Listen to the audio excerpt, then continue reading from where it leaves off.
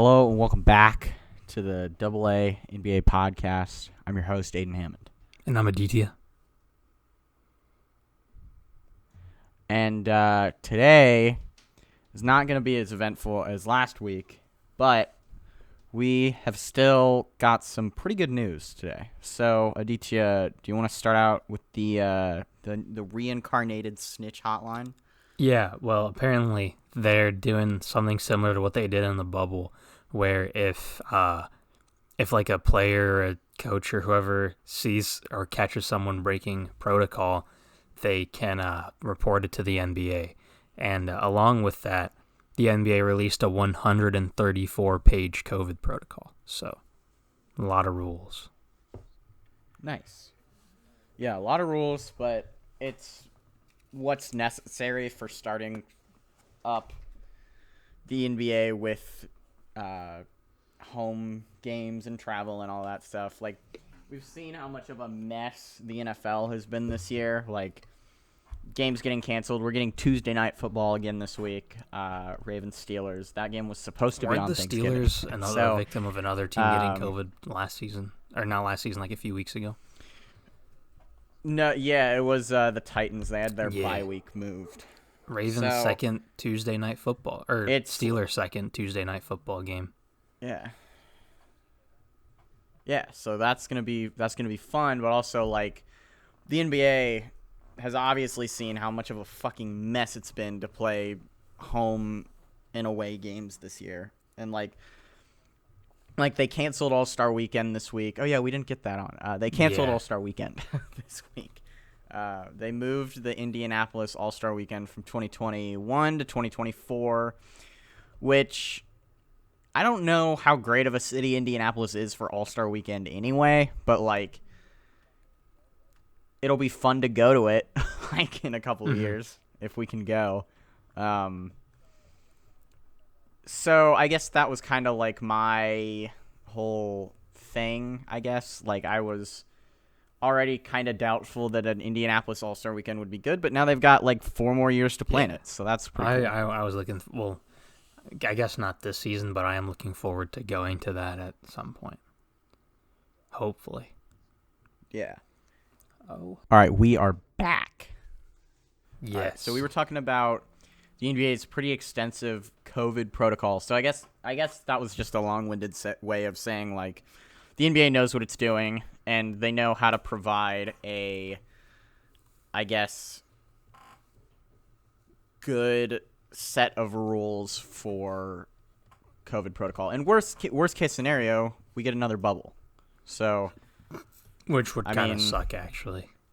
Which would kind of suck, but also like I liked the bubble. Like I didn't dislike the bubble. I want to obviously like for the playoffs, I would definitely prefer teams having to travel and the playoffs would probably have been a little different if there was travel. We didn't mind the bubble, but if the whole season moved to a bubble, they'd have to either allow families or let it would players be a shit leave. Show. Like it would just be a shit show. Yeah. I mean, what we're really hoping for is a vaccine so that we can actually go to a couple Pacers games in the spring. But, like, obviously that's pretty unrealistic. But that's what I'm kind of keeping in the back of my mind. Yeah. Just in case, All right, is that all we got on that what do we got end? Next? I think so. All right. So next up, there's not too much, there's some free agency news. But first, I wanted to cover John Wall requesting a trade from Washington. So my garage is going off. They can hear that. Yeah, that's fine. But anyway, John Wall requested a trade, and when he was asked about it, he said no comment. But the Wizards GM said that he didn't request one, which is like what he's supposed to say anyway.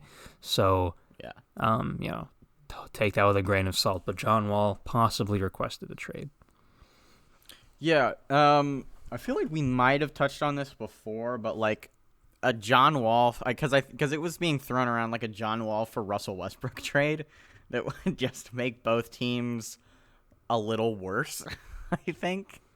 Like I'm kind of excited to see what the Wizards can do this year, even without John Wall, because you know, Denny. I think we're both kind of high on what Denny can do. Maybe just because like we've all been told he's like the second coming of Luka Doncic and Ben Simmons, but like I think we're both kind of excited about what he can do. I think I predicted that he's gonna be a good duo with Bradley Beal.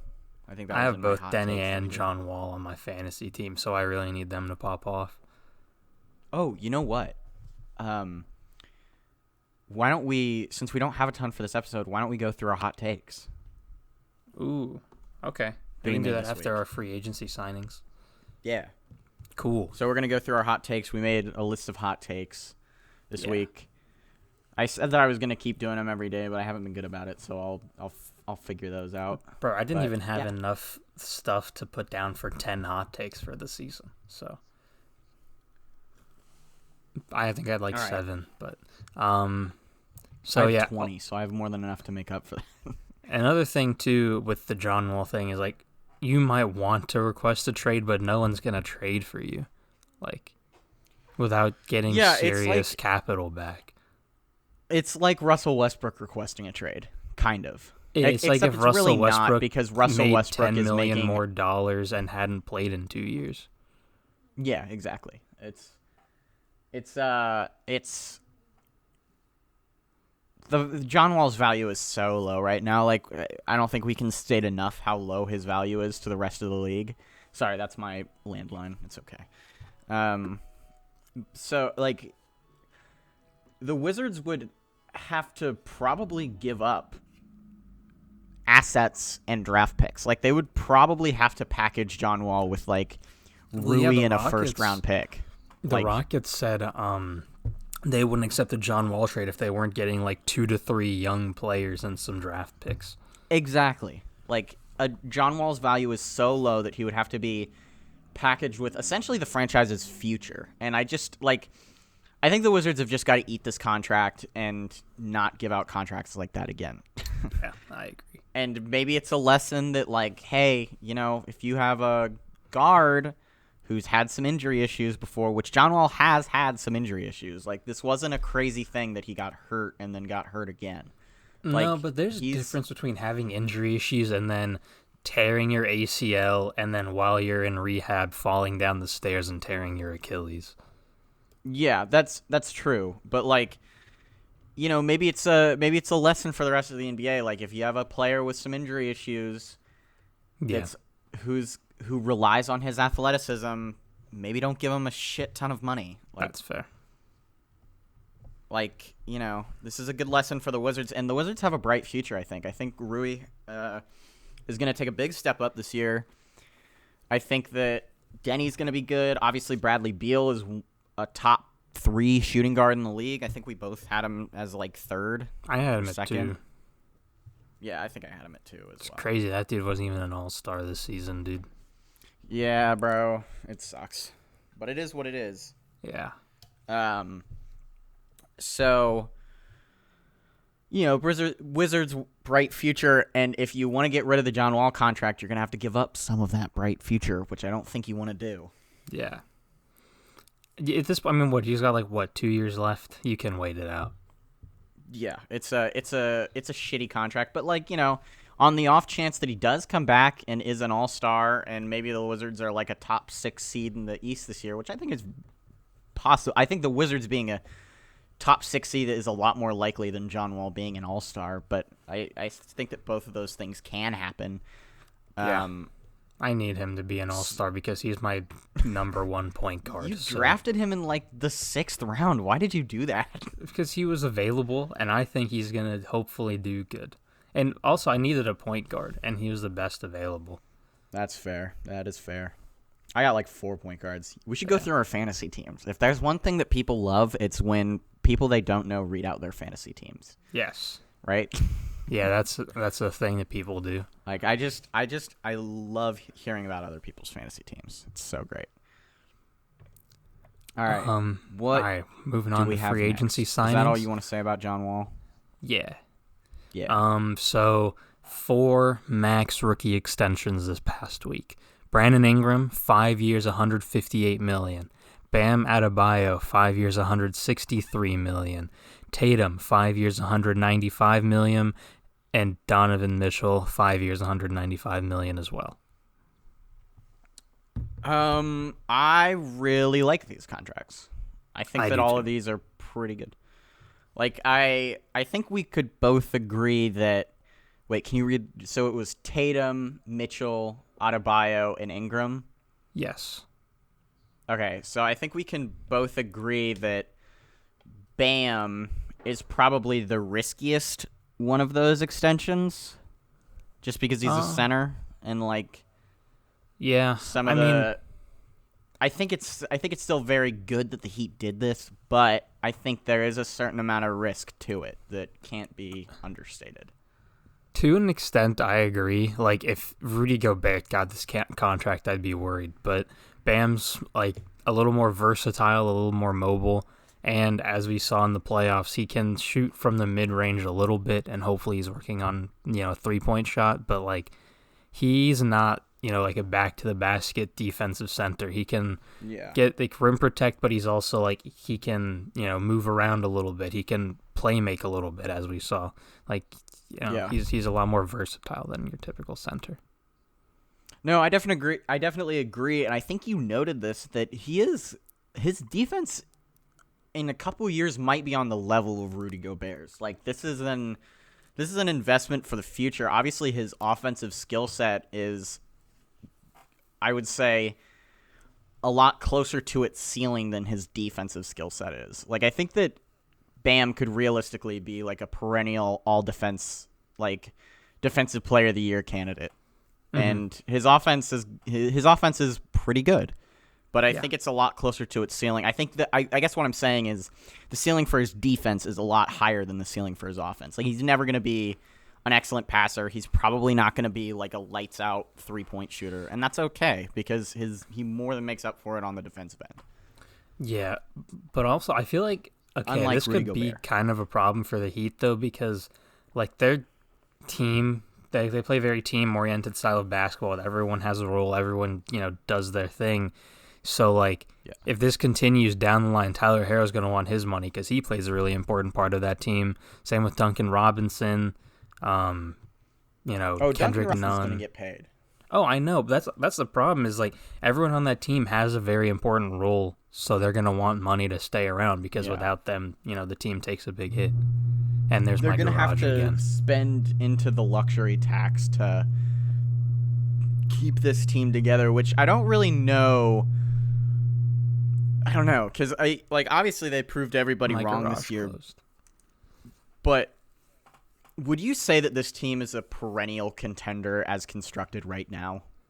Or do you think that, there was a little bit of bubble luck and maybe they went to the finals because of it? Because I think that the bubble luck narrative is kind of bullshit. Like, the Heat earned it. They earned their finals appearance, and they clearly showed that they could compete with the Lakers.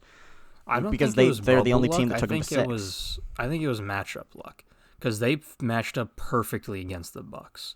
Now the Bucks have Drew Holiday. They matched up very well against the Celtics. Pacers. I mean, it's the Pacers. They clearly matched up well with the Pacers. Yeah, but they matched up perfectly against the Bucks. They couldn't have hoped for a better matchup. They played very well against the Celtics, so I think we're still really too young and inexperienced to compete. Now they're gonna have. Now they have KD and Kyrie to worry about. Now they have the Bucks with Drew Holiday to worry about. Yeah, they I would agree. have. They'll still be a very good team. That's the way they're coached, the way they play, but they're not. It's not going to be another thing where the Heat make it to the finals miraculously and almost win the championship. I don't think that's happening again with the currently constructed roster. I would agree. I think that I don't necessarily think they need to go out and get a third superstar or all-star or whatever you want to say, but right now I'm not super confident in this team's ability to legitimately contend every year. Now, this definitely depends on Tyler Herro's further development. For all we know, I wouldn't be shocked if the Heat were the 2 or the 3 seed this year. I mean, I think pretty much everybody, including myself, has the Bucks and Nets as the clear class of the East this year. Yeah. 1 and 2. But, if the Heat, I think I said that like maybe the Nets could have some injury issues and it could hurt their playoff seeding, but like I think that's the only way the Heat will get the 2 or the 3 is if the Nets have issues, because we know that the Bucks aren't going to have regular season issues. Here's what I will say: the Heat thrive off of being underdogs. So for all we know, they could come out and just get to the championship again. But right now, like they're the underdogs. Let's call it what it is. And I mean that's when they're at their best. So they could very well surprise us. Yeah, I would definitely agree with that. But yeah. All right. So the next one, Brandon Ingram. What do you think about this? I think I like this. I like it. He earned it. I'm also a big Brandon Ingram fan, so. Yeah, I know. He was kind of a goat for your fantasy team last year. He was. Except that time he was hurt against me, and I beat you by like 5 points, and that was your only loss of the year. Yeah. But I like this signing because he played like an all-star. He earned the money, and also him and Zion will probably be a good pairing. Yeah, I really like this as well. I think that this is probably the second riskiest signing because obviously Bam is the most risky because he's a center and, you know, the Heat's money and all that stuff. But I think that this is the second riskiest one because it's not like he's going to regress, but he just had a breakout year in time to get paid. Right. Like, it's always like, usually you want to give a guy a breakout year. Like, usually, like, let's say Donovan Mitchell. Like, Donovan Mitchell, I would say he broke out his rookie year, and then his second year, second and third years, he continued to elevate his game. Same with Jason Tatum. And that's why I think that both of these signings are not very risky. Like, you know that they're right. these guys are superstars in the making. Brandon Ingram broke out and then got a pile of money. Like, right. It's a little risky to do that. And I do think this is a good signing because, I mean, let's just tell how it is. He was their best player last year. Like, he just was. He ran that offense. He was really fucking good. He was an all-star, obviously. And, you know, he earned the money, but that was his breakout year. We haven't seen that he can do it 2 years in a row. I'm assuming he can because, I mean, his game, it's not like his game's going to take a step back. He's probably not going to have bad injury issues, but, like, I guess who knows with the blood clotting. Like, I guess just who knows. Yeah.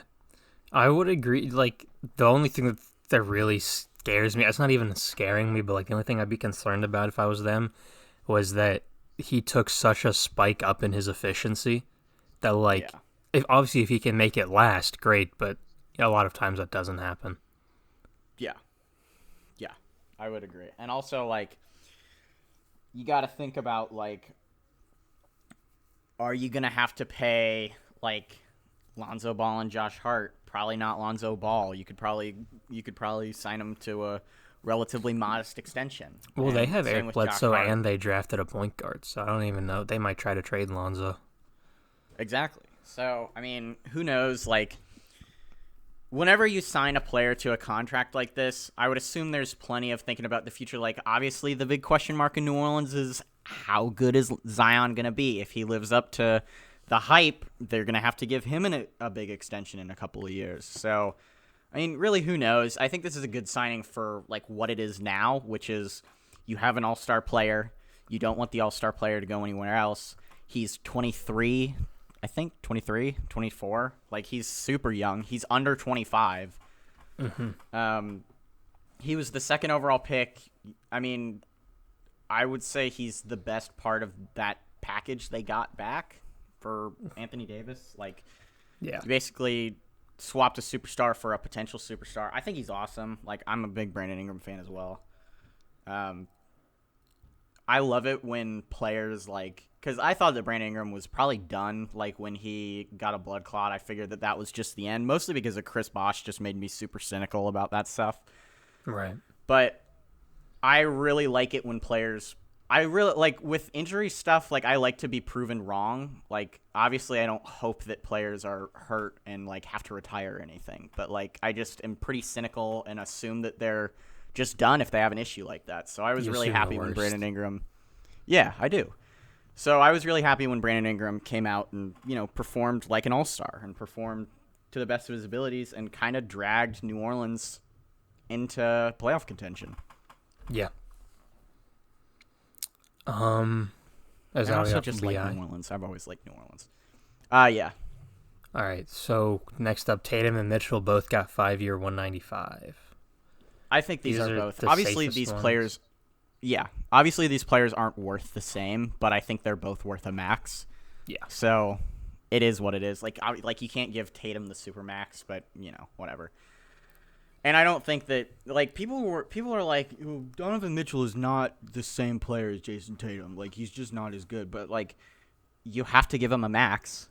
You have to give Jason Tatum a max. This is the maximum amount of money you're allowed to give him. So, And the thing is, I feel like with obviously give it to Donovan him. Mitchell, it's like, because he came into the league averaging 20. So in his second year, when his points per game, like people check the stat sheet, his points per game only went up by 2 or 3. His assists only went up by 1. And people are like, oh, he's just not improving. But when you come into the league averaging 20, there's only so much improving you can do. Yeah, exactly. And obviously Jason Tatum went from pretty good second or third option with Kyrie Irving to the bona fide first option superstar, I'd say. So he's obviously, you have to give him this money. He's the best player from his draft thus far. I think he's the best player picked in that top 5, because what was that top 5? It was That was a very Markelle scuffed top 5. Fultz, Lonzo Ball, Josh Jackson. Jason Tatum, Josh Jackson. So Yeah. 2 pretty unproven guys still, a bona fide bust, and then I don't even remember who the 5th overall. Oh, De'Aaron Fox. Who's the bona fide bust in that? Josh Jackson. Oh, okay, yeah. That's fair. I think that Markelle Fultz and Lonzo are still kind of proving themselves, but if in 2 years they still aren't there, I'd probably call them busts. Well, it depends. I mean, with Markelle, I feel like it's a little different just because of his shoulder thing and that whole. Yeah, that's fair. Right. But yeah, obviously Utah has to pay him, because they're not going to get another guy like him in free agency. Yeah. Or really in the draft. You're just never going to get that lucky again with the 13th pick.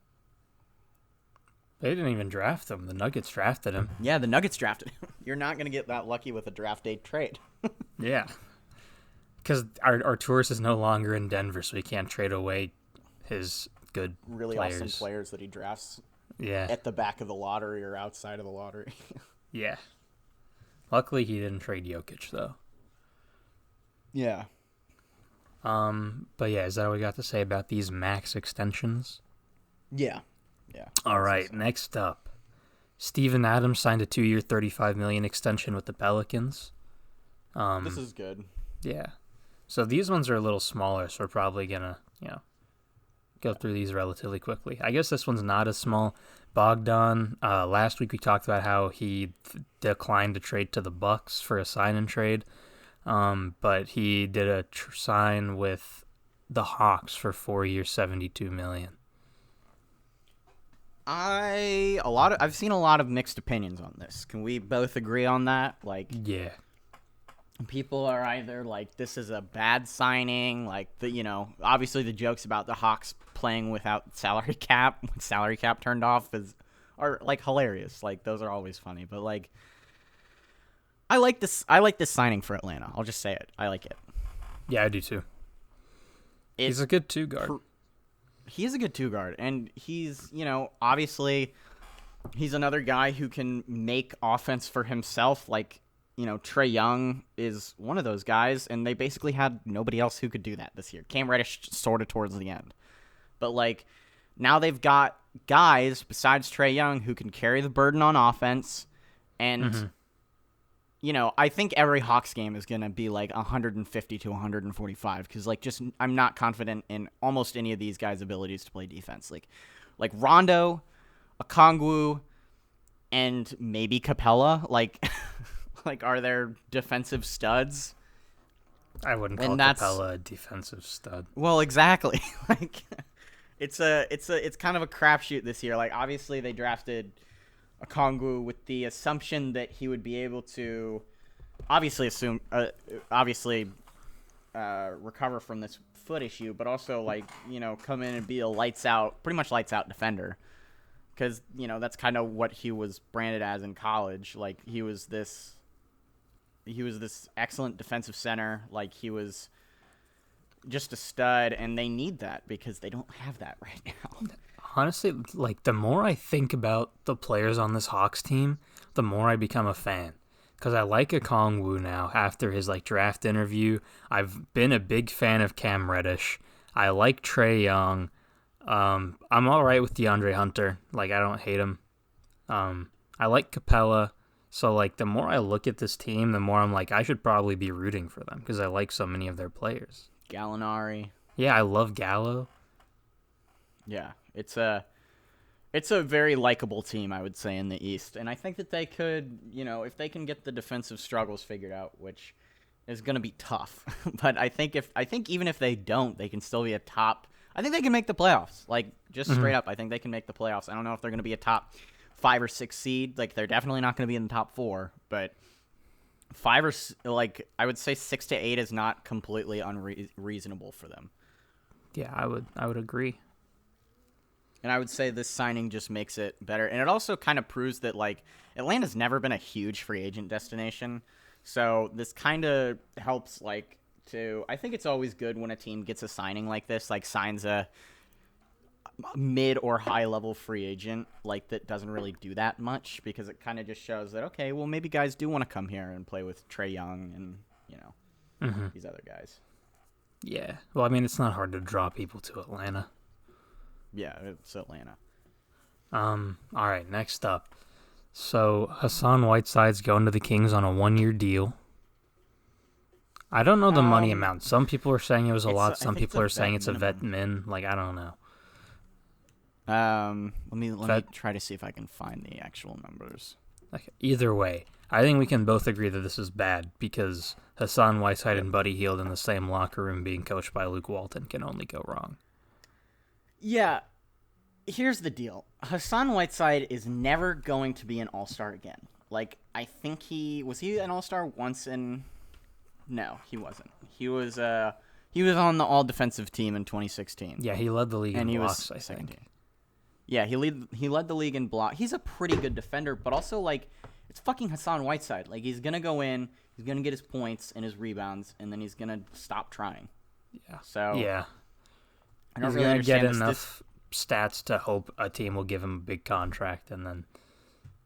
Yeah, this just doesn't... And it didn't work. Like, he had pretty good stats last year, and if the reports are right, he got a veteran minimum.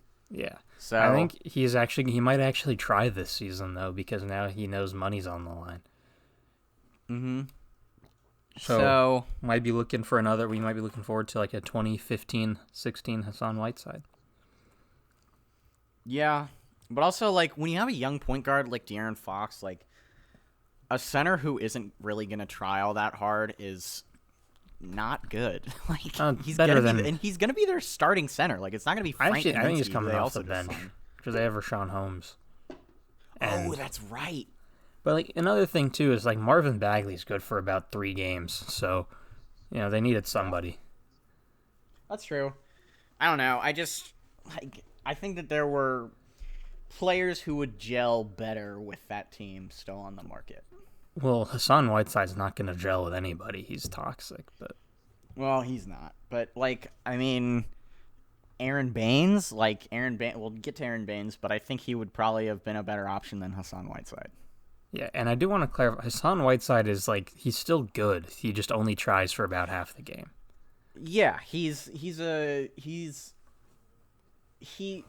makes his money by GMs that don't watch him play and just look at the stats. Like, people who just look at the stats think Hassan Whiteside's awesome, and people who watch him play are like, well, he's awesome for, like, 20 minutes. Well, that's the thing, too, is, like, people were excited when Nurkic came back, because then it was like, Hassan Whiteside only has to play that limited role. Exactly.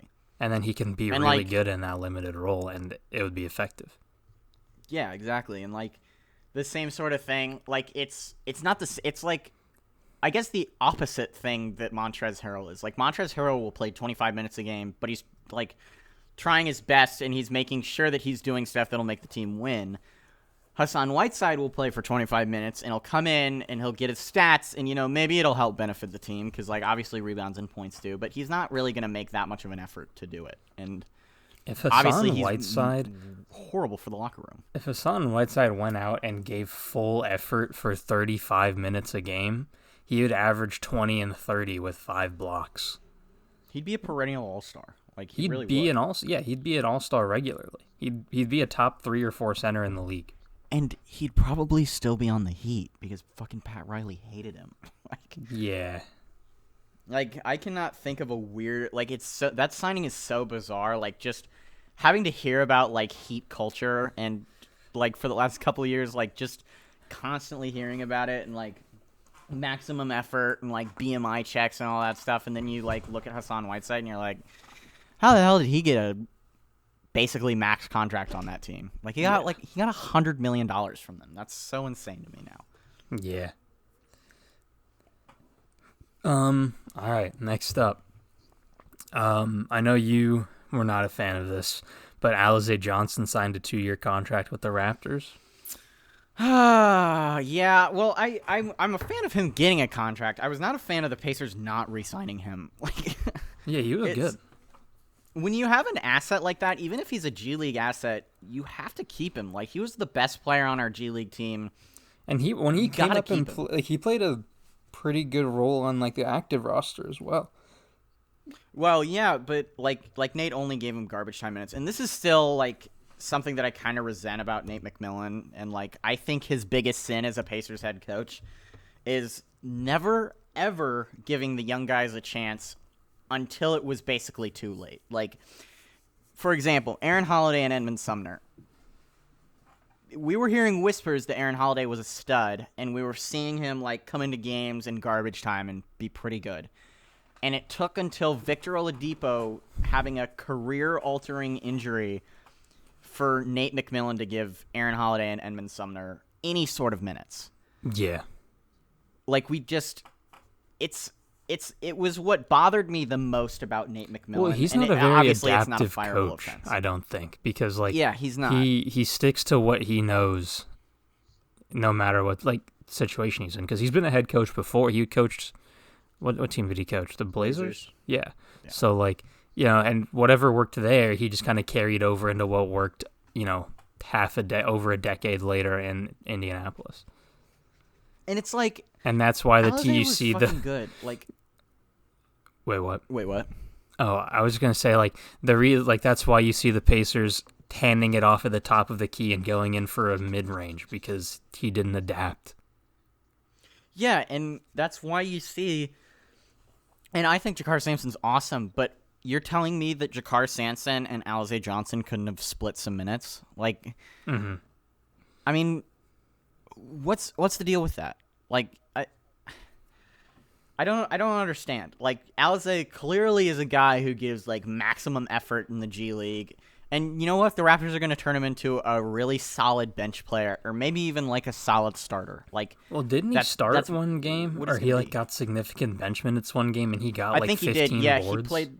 He played that game against the Heat like really late in the bubble. Yeah, like where playoff seeding was basically figured out and everybody was resting their starters. Yeah, and he got like 10 points and 16 boards. Yeah, he was good. Like he's a really good rebounder, and he provided the thing that the Pacers have been missing since they let Thaddeus Young go, which is rebounding.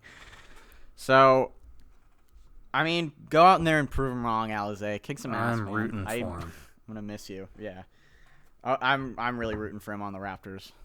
I hope that they give him more of a chance than the Pacers did. Which they will. Which they will, because they always do. Because that's why their talent development is better than almost any team in the league. Yep. All right. What do we got next up? Dario Saric re-signs with the Suns on a 3-year, $27 million. The Suns' checkbooks are getting pretty heavy. Yeah. I mean, that's obviously you got that Chris not Paul. Horrible, but it's not. Yeah, it's not bad. I guess I guess $27 million looks a lot different than $9 million a year on paper. Like, Yeah. when you just read it, you're like, oh, that's a lot. And then you realize, no, it's really not. But he's good. Like, I don't dislike the signing. Yeah. There's not much to say. I was just throwing it out there. He's a somewhat relevant player. Yeah. Chris Boucher and Aaron Baines signed with the Raptors. Or I guess Chris Boucher re-signed with the Raptors. Some good bigs to replace Serge Ibaka, who signed a 2-year $19 million with the Clippers. And Marc Gasol, who signed a 2-year $5 million with the Lakers. Oh, I thought Marc Gasol's was 1 year. No, I think it's 2 years. There you go. Let me check now. But I like the Serge Ibaka signing for the Clippers because I really like it. they too. lost Montrez and got a better version of him back, essentially. Yeah, now you have a bona fide starter at your center position, which you just didn't really have before. Like, Montrez can be your starter for about 22 minutes and 5-minute intervals. yeah, Marc Gasol's contract is 2 years. Yeah. Like Montrez will go out there and he'll be really good, but he gets tired really quickly because that's just he's his one of the play style. best bench sparks in the NBA, but he's not a starting center. Yeah, I agree. I really like this. This gives a bona fide starter at the center position a much better defender than you And had Serge before. can space the floor. And Serge can space the floor, which Montrezl Harrell couldn't. And I would say it really makes up for losing Montrezl Harrell. Like, you get a better Montrezl Harrell. Now you bring Zubats off the bench, which I think is a better role for him because he was basically their starter in the playoffs. Mm-hmm. It was rough. It was rough, and I think he's much better in a limited role. And I do think Zubats is pretty good. Like, Yeah, he's not bad at all. He's underrated. just, I don't think he's a starter. No, he's not. But like you remember when the Lakers traded him for like Mike Muscala, and everybody was like, "Why the fuck did they do that?" Mm-hmm. Like, he's pretty good. Like he was proving all those people right. Which obviously Mike Muscala for any young asset is not a good idea. But like Mike Muscala for almost anything is not a good idea. that's true. But like it was Mike Muscala for like younger Mike Muscala. Like I don't understand. I still don't understand why they did that. They won a championship, but like that was such a bizarre move. Yeah. So, you know, I like this one. I think it makes the whole team better. Obviously, the Clippers should still be looking to move Paul George for just about anything, but you know. Yeah. I'm a fan. Now, Marc Gasol to the Lakers. I'm also a fan of this one because I am, yeah. They lost Dwight Howard, but they brought in someone who's still a very good defender.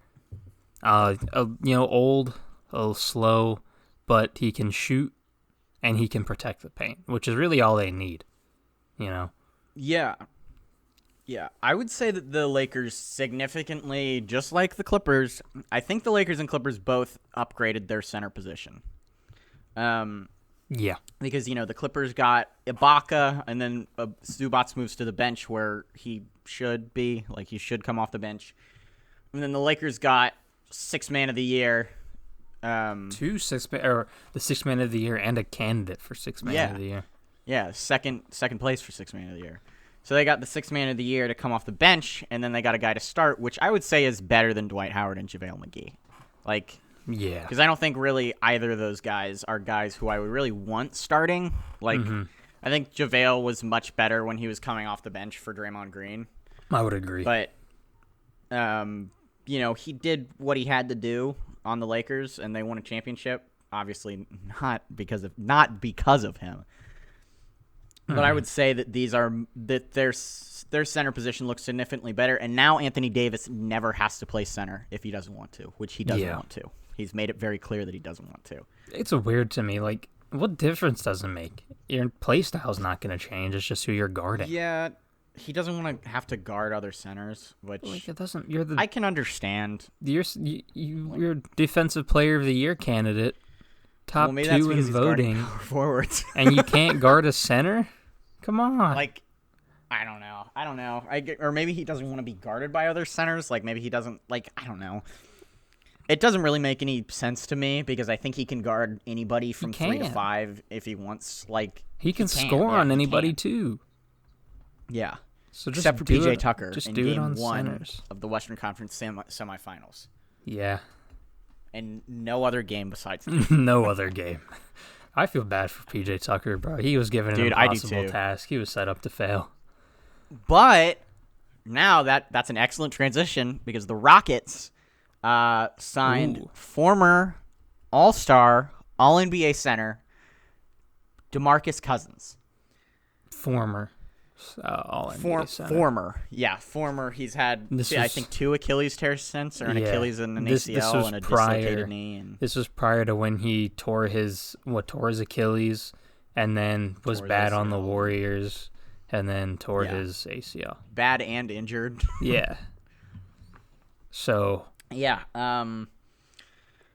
The Rockets also got a significant center upgrade, I would say. Like, they went from PJ Tucker and no backup to Christian Wood, and who I think they're probably going to start at power forward because of no Robert Covington. But Christian Wood, who can play center, and then DeMarcus Cousins, who obviously former All-Star center. I will say, I've been known to not be the biggest DeMarcus Cousins fan.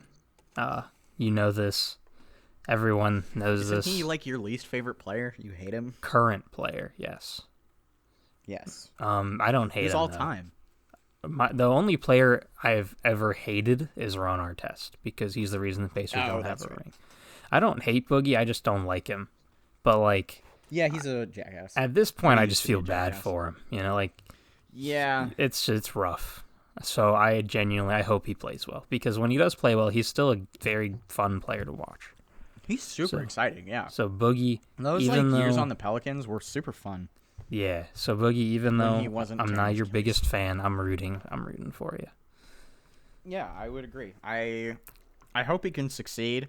And I think that this obviously downgrade at power forward because you lost the best 3-and-D player in the league. Not named Klay Thompson, which rest in peace. Whoa. This season for Klay Thompson. I should say that. Klay Thompson is not dead. Breaking news on the podcast. Klay Thompson is not dead. Yeah, Klay Thompson is not dead. Klay Thompson is still very much alive and recovering well. Successful surgery. He got successful surgery this week, which Mitchell made a pretty good point in the group chat this week. He's like, no doctor is going to be like, yeah, that sucked. I completely messed him up. No, but you can fail a surgery, like, even if the doctor does everything right. So the doctor goes in and he's like, yeah, I accidentally cut off his leg. So yeah, actually, I kind of had a brain fart moment. My bad, guys. His career's over though. Like, that's on me. I accidentally pulled out his Achilles instead of reattaching it. Like, I just wanted to pull it out and like really straighten it out and tie it back together before I wanted to iron it, get it straightened. Yeah. So yeah, Boogie Cousins, I think this is a good signing. Like, it upgrades their center position, which they were in desperate need of. It gives them a 7-foot player, which they were also in desperate need of. Is that all we got on Boogie? Yeah. Okay. Next up, real quick, I wanted to mention KCP got 3 years, $40 million. That means he's making $13.3 million a year, which is insane to me. Yeah, there's no team option, right? Like, no team option, no player option, right? He's making it. I don't know. I feel like this is like a fully guaranteed $40 million, which is insane. He played well in the finals, and with a LeBron team, if you play well for a little bit, you'll get money. But yeah, Tristan Thompson, great example of that. He got like $85 million because he was good in 2016. Yeah. But he was LeBron. Say what you want about LeBron, he gets his guys paid. That's probably my favorite part about LeBron is he's like, he'll get like players who would be basically career vet minimum guys paid once. Yeah. Like, I think like he got Rondo paid. Like, Rondo was destined to just sign like 1 year, $2.5 million for the rest of his career, and he just got 2 years, 10 from the Hawks because he was pretty good in the playoffs. Mm-hmm. Yeah. All right. So we got 2 more small signings that aren't really important. Millsap, he signed a 1 year, $10 million in Denver, which is Great good. Signing. I love this signing for them. Yeah, he's a very good defensive player. And Melo signed a believe we 1 should. year to stay in Portland.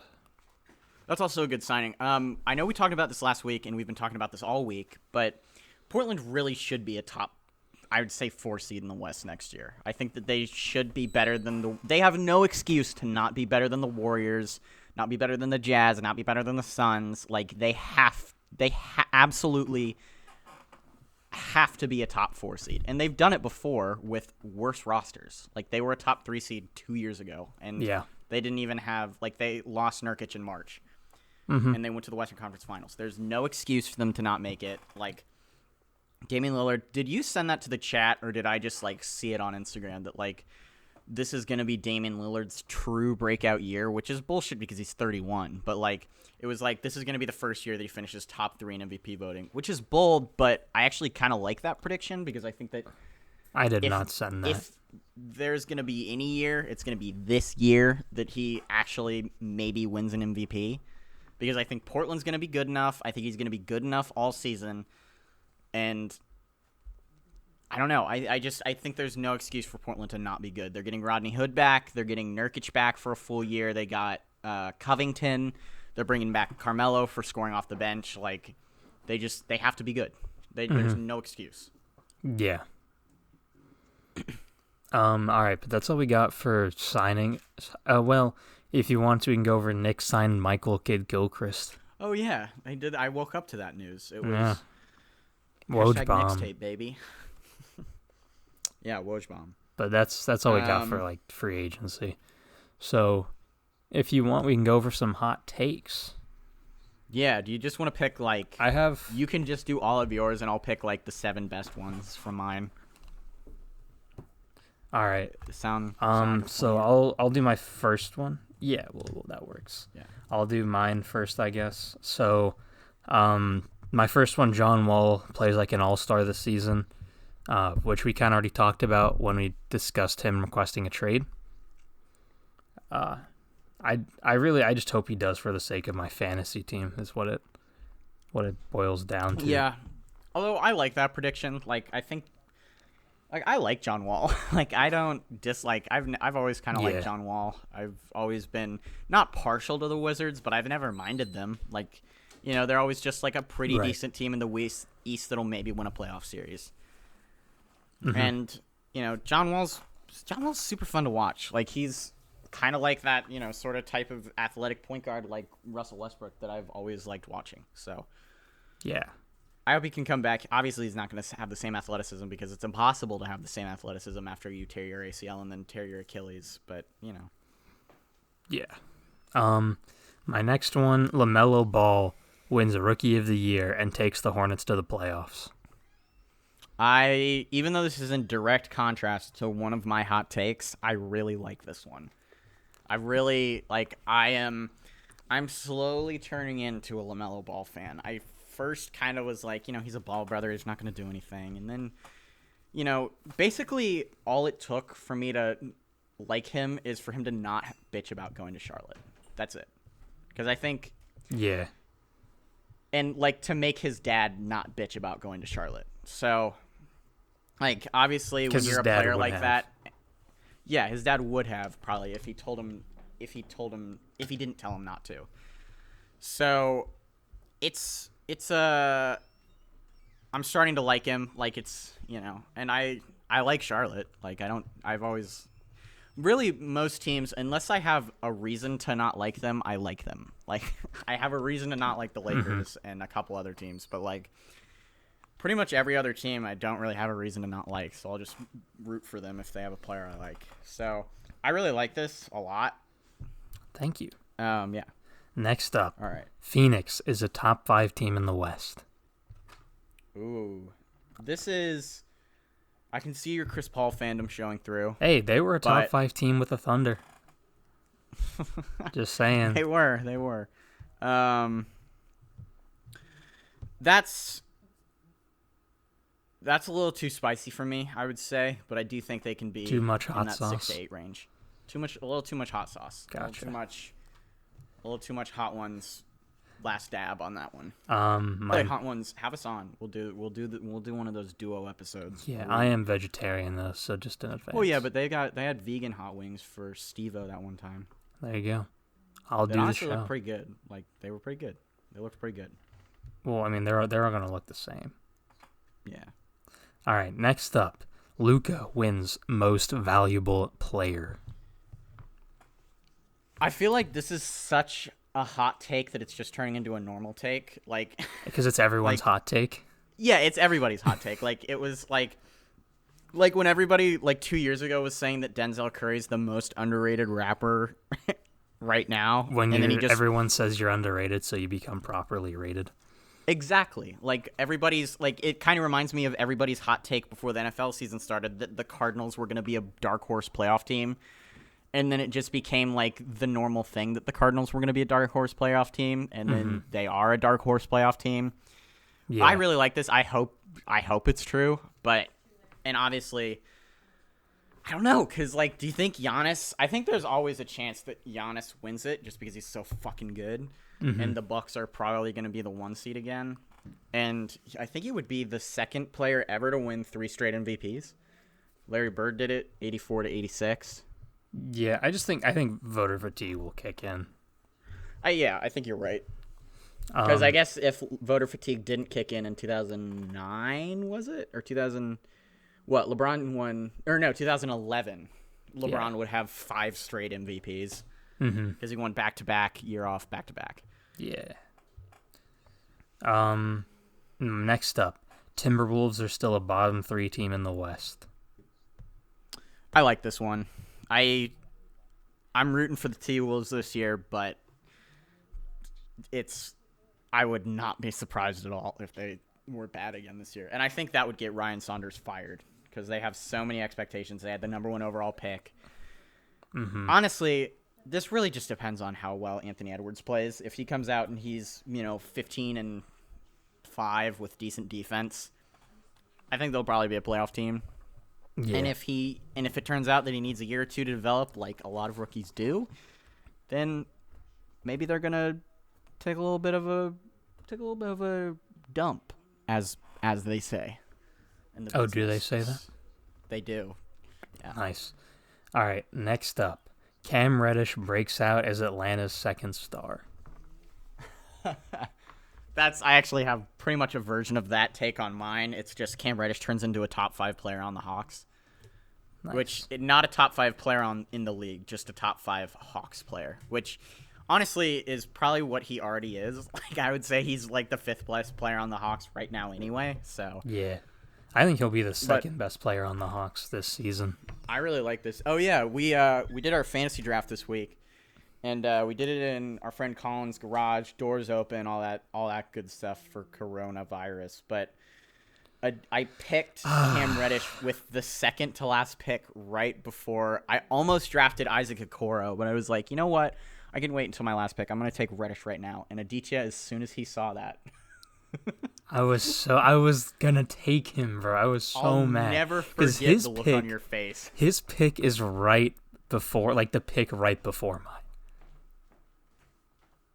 Well, what were you saying? Yeah. Hold on. Okay. But yeah, no, I was so upset when that happened. I didn't hear that last thing that you said before I cut you off. I just said, all right, I'm back. No, before that. Like when I was talking about how you had the pick right before me, I cut you off. Oh, I said, I'll be right back. No, before that.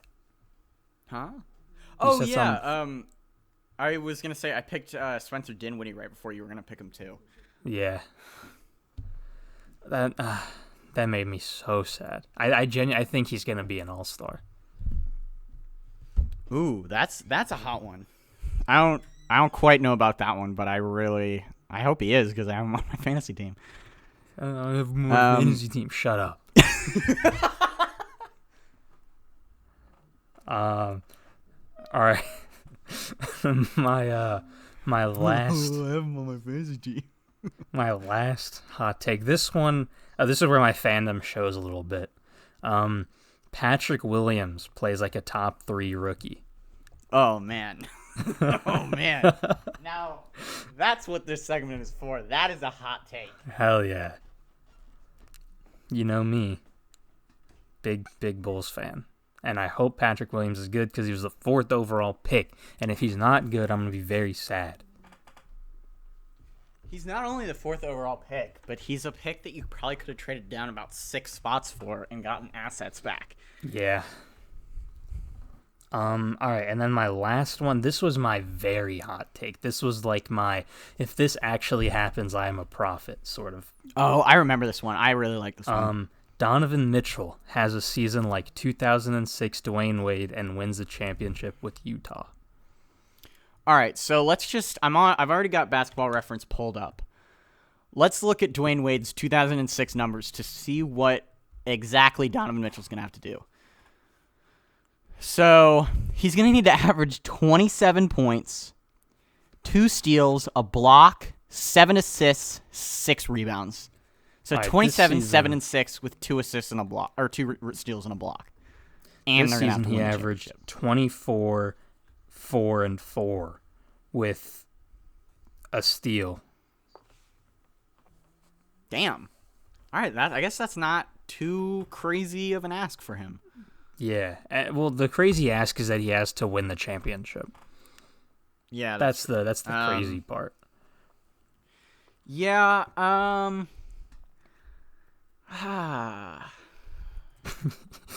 like this take. I like this one a lot. I think that obviously, like, 2006 Wade is one of the most iconic seasons in the history of the league. By far the most iconic season in the history of the Heat. Like, it's a tough ask, but if there's any young guard that I think can do it, I think it's Donovan Mitchell. I like this one a lot. Thank you. That's it for mine. You know what? If the Jazz, this is a long-term bet.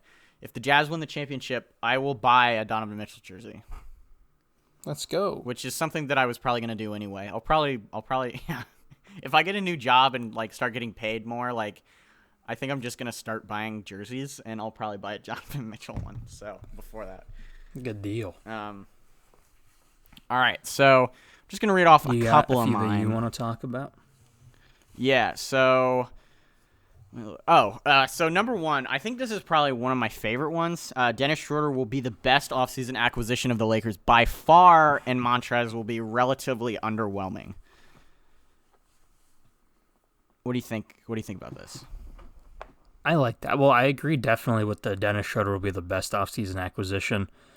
The thing about Montrez being underwhelming, I think, well, obviously he's going to have a very limited role because he's behind Anthony Davis, not Zubac, but like, I think he'll be like solid, but people are going to like think he's supposed to come out and be like this, you know, really good borderline all-star guy, and he's just not going to be that. Which, by the way, he wasn't that on the Clippers either. No, he wasn't bad. Like Lou Williams has conditioned everybody to think that a sixth man of the year is a guy who scores 25 points per game and like gets 1 million assists and has crazy shooting splits. That's not what a sixth man. That's not what a good sixth man is. Yeah. Well, because really, Lou Williams Will isn't a sixth man because he plays 40 minutes a game. Yeah, Lou Will he doesn't start the game, but he plays 35 minutes. So yeah. All right, my next one. Cam Reddish. I already said this. It's not really that hot of a take because he kind of already is that. But Cam Reddish just turns into a top 5 player on the Hawks, which I think he already is anyway. So that's not really that hot of a take. Drew and Chris mesh better than Drew and Giannis. What do you think about this? what did you mean by that? Like Drew Holiday and Chris Middleton end up playing more meaningful minutes together when Giannis is on the floor than Drew and Giannis play when Chris is not on the floor. So you just think they'll be a better fit together? Yeah, that's not to say that, obviously Giannis is still leaps and bounds above everybody else on that team, back-to-back MVP, Defensive Player of the Year. But I kind of think that Drew Holiday and Chris Middleton's play styles will mesh slightly better than Drew Holiday and Giannis's will. That's fair. I mean, the thing with Giannis is it's hard to have a play style that meshes well with his because of, the way he plays. Whereas Drew Holiday, he plays defense, he's a good scorer, and he can play make. So that meshes well with just about anyone. Chris Middleton's a really good wing shooter. He can create his own shot, so he meshes well with almost anyone. So when you put those two together, it'll work well. Whereas Giannis, he, barrels to the rim. He's been working on his shot a little bit, obviously, but, it's not a strong suit of his. So, it's a little harder to find someone that meshes well with him. Yeah. All right, next one. So I tweaked this one because I completely forgot that the season was shortened by 10 games. So my take is 3 teams win 55-plus games. It was originally 60-plus. I think I picked this just about every year because I think the 3 teams that will do this are the Lakers, which kind of leads into my next take, the Bucks and the Nets. And so yeah, I think that, and it's only like everybody was like, that's still insane, but it's really not. It's it's a .76 winning percentage versus a .73 winning percentage. But you got to realize for 3 teams to win 55 games in a 72-game season, that means that 3 teams will have to be bad. What do you mean? Because assuming that with those 3, either those 3 teams would have to win 55 games, then all the other teams would have to win considerably less, or there would have to be a few specific teams at the very bottom of the bracket that just couldn't get games. You know what I mean? Because you can't have 3 teams win 55 plus, and then everyone else just has a normal season. That's just not going to happen. That's true, but I think that what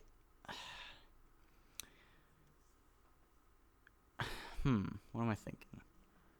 I'm thinking that the Knicks, obviously the Knicks are going to suck. Right. I think that, I don't know, because I don't know. This is just more I think that, in 2016 when the Warriors won 73 games and then the Spurs won 67, mm-hmm. I think it's just going to be a sort of another season like that where a team wins a lot of games and then the team behind them is almost as good. And then obviously a team in the West is going to win a lot of games because it's the West. I don't know if the Bucks will win 60 this year. They might get 57 or something, but now that the Nets are there, I don't know if they're going to win 60. Well, you mean if there was an 82-game season? Or, sorry, 55. You know what I mean. Yeah. Yeah. That's fair. I don't know. I also had a take here that the Nets are going to have some injury issues and it'll hurt their playoff seeding. That's not to say that they still can't, because they're one of the teams that I picked to win 55-plus games. I think basically if they're healthy, they'll win 55-plus, and if they don't, they'll be the 3 or the 4 seed.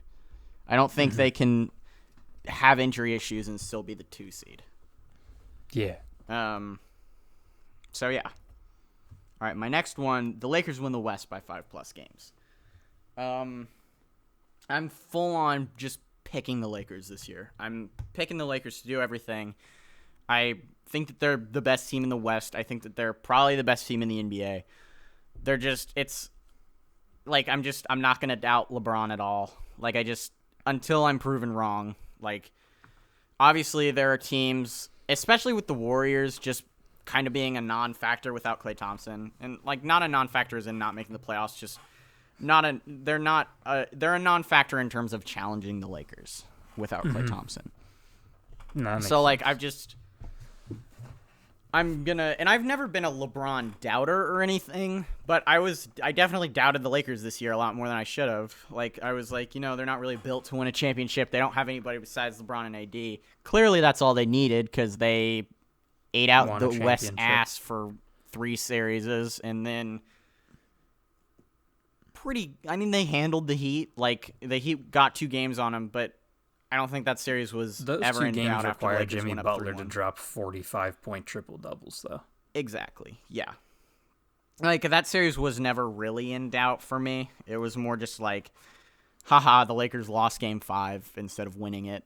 It was, Yeah. So, I think they're clearly the class of the NBA this year. I think they're probably going to go back to back. So, you know. Yeah. Another one, hashtag mini Knicks corner. The Knicks are just good enough to not get a top 3 pick again. This isn't even really a hot take because this is just how it's been breaking for the Knicks every single year. Yeah. Can I think share that Obi Toppin's... I think is your boldest hot take when you're done with this? Yes. Yeah. Actually, let me figure out what that is. Oh, yeah. Okay, I found it. Okay. But yeah, if you have anything else to say about the Knickerbockers? Yeah, I think that the Knicks are gonna be fine. They're not fine. They're gonna be bad, but they're gonna be just good enough to not be horrible. Which is honestly the worst thing you can be in the NBA. Yeah. Okay, this is definitely my boldest take. Shai Gilgeous-Alexander trails only James Harden in scoring this year. He gets second in the scoring title crown. That's definitely my boldest one. Yeah. And that's really just because I think he's going to score about 27 to 30 points a game, and they're going to win 30 games. Huh. I think he's going to average 24.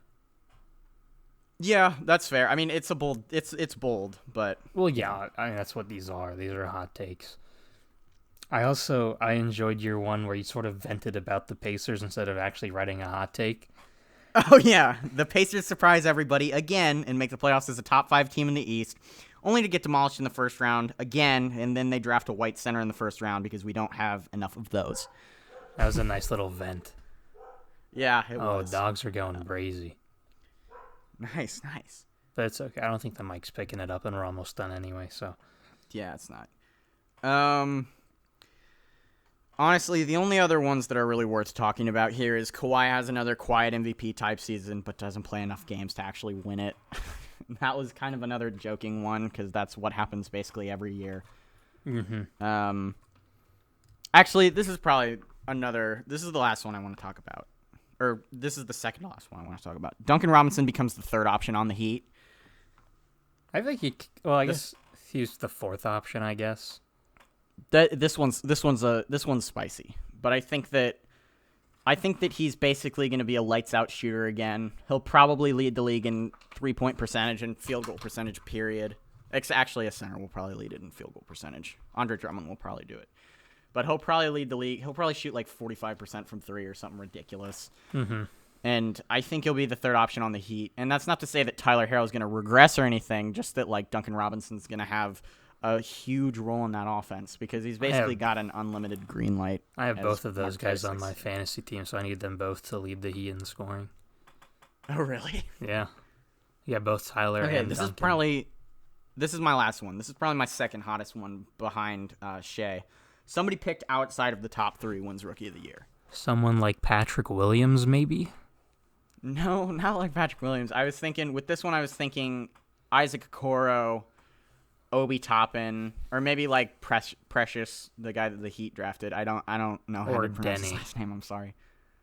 Or yeah, Denny. So I think it's Denny, Obi Toppin, and I think Obi Toppin's just I like Obi Toppin, but I think he's just gonna be a guy that scores 20 points per game on a team that wins 25 games. And I have him on my fantasy team, so I kind of need him to do well. I picked 3 rookies, so picked Anthony Edwards, Obi Toppin, and Isaac Okoro. So I need all of them to play pretty well. Yeah, I think it'll probably be if no one in the top 3 wins, it's probably Denny, and then probably Patrick Williams because that's probably makes the most sense. Because him. Yeah, I would say stud. I mean, I think I kind of got to disagree with you on that one, but we'll see, I guess. Yeah. But yeah, I think that's all we got, right? Yeah. Cool. So, thanks for watching. Hope you enjoyed. Like the video, subscribe, all that good stuff. Our personal channels are in the description. Aiden uploads every Monday. I upload every 2 months. Yeah, bro, but I'm excited to see that rainbow video you're working on. Hopefully it'll be good. Aiden's article, his NFL article, is also going to be in the description, as well as the podcast Twitter and the podcast email. That's all we got. I think next 2 weeks we're probably going to do our rankings, right? Yeah, like predictions for each conference. Yeah. You want to do East next week or West? I don't know. We'll figure that out. I'm not sure. Okay. We'll plan that later. All right. But yeah, I think that's all we got. So thanks for watching, and we'll see y'all later. Bye.